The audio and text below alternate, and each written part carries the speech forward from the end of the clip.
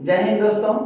चलिए आज तो हम फॉर्म में आ गए हैं, आप लोग भी फॉर्म में आ जाइए, क्योंकि इस सप्ताह हम इस क्वेश्चन का डिस्कस करने वाले हैं जो आप लोगों के सामने है। कौन कौन सा क्वेश्चन है वो आप लोग भी देख लीजिए। इनसे संबंधित प्रश्न एग्जाम में, हर एग्जाम में पूछी जाती हैं, तो हम इन सभी के ऊपर चर्चा करेंगे। इसलिए आप लोग भी फॉर्म में आ जाइए और इस सप्ताह के अंदर इन सभी क्वेश्चन के ऊपर चर्चा करेंगे डिटेल से। आज का चर्चा होगा मासिक चक्र क्या है। तो मासिक चक्र का वीडियो आज अपलोड कर दी जाएगी, तो इसलिए अगर आप लोगों को वीडियो अच्छा लगे तो वीडियो को लाइक जरूर करें और अगला वीडियो देखने के लिए आप लोग चैनल को सब्सक्राइब जरूर कर लें, ताकि हम वीडियो डालें तो आपको नोटिफिकेशन तुरंत मिले। तो फिर आज चर्चा करते हैं मासिक चक्र क्या है। वैसे आप लोग वीडियो पर अच्छा कमेंट कीजिए ताकि हम और बेहतर बनाने का प्रयास करें वीडियो को। तो चलिए अब हम शुरू करते हैं मासिक चक्र क्या है। इस वीडियो के माध्यम से इसी के ऊपर आज चर्चा होगी। चलिए इसके अंतर्गत हम इसकी घटनाएं एवं नियंत्रण हार्मोन के बारे में भी जानेंगे। तो चलिए मासिक चक्र होता क्या है पहले इसके बारे में जान लेते हैं। देखिए मासिक चक्र क्या होता है, किसी मानव मादा में अंडाणु का निर्माण होता है, तो यह एक चक्र के माध्यम से संपन्न होती है। यही चक्र मासिक चक्र कहलाती है। इसी चक्र को रज चक्र, आप वैसे बोर्ड पे लिख देते हैं, आप लोग को समझने में दिक्कत नहीं होगी। रज चक्र, रजोधर्म,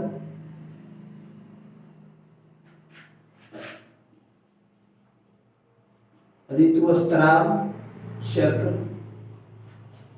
कहते हैं। यानी इसी चक्र को रज चक्र, रजोधर्म, ऋतुस्राव चक्र या आवर्त चक्र भी कहा जाता है। इन सभी को यानी मासिक चक्र का ही ये सब नाम है। तो एग्जाम में क्या होता है, कभी कभी नाम बदल के पूछ देता है, तो विद्यार्थी को लगता है कि क्या पूछ दिया, दिक्कत होती है। तो याद रखना मासिक चक्र को ही इस चक्र के इन सभी नामों से जाना जाता है।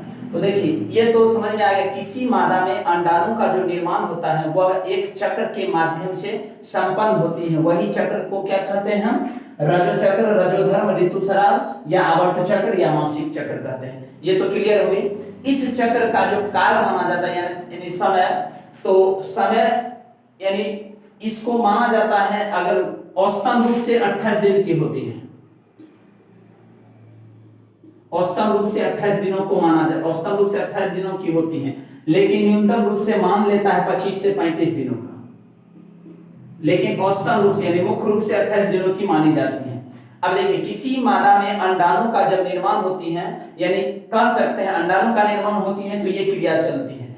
और हम ये भी कह सकते हैं जब किसी मादा में आवर्त चक्र प्रारंभ होती है तो वह यानी उसके शरीर में अंडाणु निर्माण का संकेत आरंभ हो जाते हैं। यानी ये चक्र कब आरंभ होगी, जब अंडाशय में अंडाणु का निर्माण होगा तभी ये चक्र संपन्न यानी आरंभ होगी। ठीक है, तो ये समझ में आ गया। ये चक्र कितने दिनों की होती है, 28 दिनों की होती है। 28 दिन बाद फिर पुनः ये चक्र प्रारंभ हो जाती है। अब इसी 28 दिन में अंडाणु बनती है और अंडोत्सर्ग भी होती है, और उसके बाद यह निषेचित होकर के गर्भाशय में अंतःरोपण होती है, और नहीं निषेचित होती है शुक्राणु के साथ तो फिर यह पीरियड के दौरान शरीर से बाहर भी निकलती हैं। इसी 28 दिनों के अंतराल में अंडाणु का, हम कह सकते हैं अंडाणु का जन्म और मरण दोनों क्रियाएं इसी 28 दिनों की अवधि में हो जाती हैं। तो अब हम चर्चा करेंगे इस 28 दिनों की जो अवधि होती है, इन कौन कौन सी अवधि में अंडाणु कब क्या होता है उसके बारे में हम जानते हैं। सॉरी, यहाँ आर्तव चक्र, आवर्त चक्र की जगह आर्तव चक्र होगा, ये मिस्टेक हो गया। चलिए देखते हैं मासिक चक्र की घटनाएं। मासिक चक्र की घटनाएं जो 28 दिनों की होती थी, उसी 28 दिन को हम उस दिनों में क्या क्या होती हैं तो देख लीजिए। 1 से 5 दिनों को ऋतुस्राव काल, जो जिसे हम MC मेंस्ट्रुअल साइकिल के नाम से जानते हैं, मेंस्ट्रुअल साइकिल ऋतुस्राव काल मानी जाती है। उस क्रिया के दौरान मादा में एमसी पीरियड होती हैं और उनके बारे में क्या होती है वो हम पहले बता चुके हैं कि वो सब एमसी क्यों आती हैं और उस सब के बारे में हम अगला वीडियो में चर्चा करेंगे। इसलिए अभी जान लीजिए वो एमसी जो क्रिया होती है वो मेंट्रुअल साइकिल, जिसको ऋतुस्राव चक्र भी बोलते हैं, ये 1 से लेकर के 5 दिन तक चलती है। 1 से 5 दिन, 1 से 3 दिन, 8 दिन भी कभी कभी हो जाती है अपवाद स्वरूप में। तो चलिए ये जरूरी है लेकिन नेचुरल है, 1 से 5 दिन मानी जाती है। किसको? पीरियड की अवस्था कितने दिनों की मानी जाती है? तो 1 से 5 दिनों की मानी जाती है। 28 में से तो 5 कैंसिल होगी। अब देखिए 5 से 13 दिनों तक अंतःस्तर गर्भाशय का निर्माण होता है। तो 5 से जो 13 दिन बच जाती है तो गर्भाशय के अंतःस्तर का निर्माण होती है और उसके बाद 5 से 13वें दिन तक अंतःस्तर का निर्माण होती है। फिर 14वें दिन क्या होती है? अंडाशय में जो अंडाणु बनी हुई होती है वह अंडाणु 14वें दिन अंडोत्सर्ग क्रिया के दौरान यानी बाहर निकलती है। यानी हम कह सकते हैं अंडाशय से अंडाणु को बाहर निकलना अंडोत्सर्ग क्रिया कहलाती है। अब यह अंडोत्सर्ग की क्रिया क्या होती है और कैसे होती है, क्यों होती है, इसके लिए फिर हम अगले वीडियो बनाएंगे तो उसमें चर्चा करेंगे। फिलहाल इतना जानिए कि 14वें दिन अंडोत्सर्ग की क्रिया होती है। यानी हम कह सकते हैं अंडाशय से अंडाणु को बाहर निकलना, ये सबसे इंपॉर्टेंट पॉइंट है, याद रखिएगा। एग्जाम में यही क्वेश्चन पूछी जाती है। तो फिर चलिए अभी तो 14वें दिन तक हुए हैं और 14 दिन बचा हुआ शेष है, इसके बिंदु पर जानते हैं। चलिए अब 15 से 16वें दिन में देखते हैं। 15 से 16वें दिन में क्या होता है? अंडवाहिनी में अंडाणु का निषेचन होना।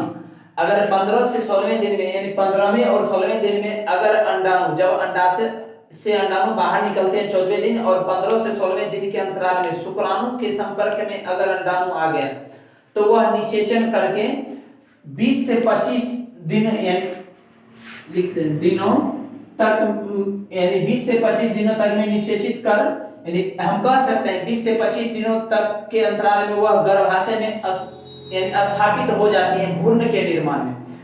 अगर शुक्राणु 15 से 16वें दिन में निषेचन अंडाणु निषेचन शुक्राणु के साथ नहीं करती हैं तो वह फिर 17वें दिन से एक्सपायर होना शुरू हो जाती है, जो धीरे धीरे 28 दिनों तक में यानी खराब होकर के पीरियड के दौरान शरीर से पुनः बाहर की ओर चले मतलब बाहर निकल जाती है और पुनः चक्र का फिर से जारी हो जाती है, यानी मादा में पुनः चक्रम की क्रिया प्रारंभ हो जाती है।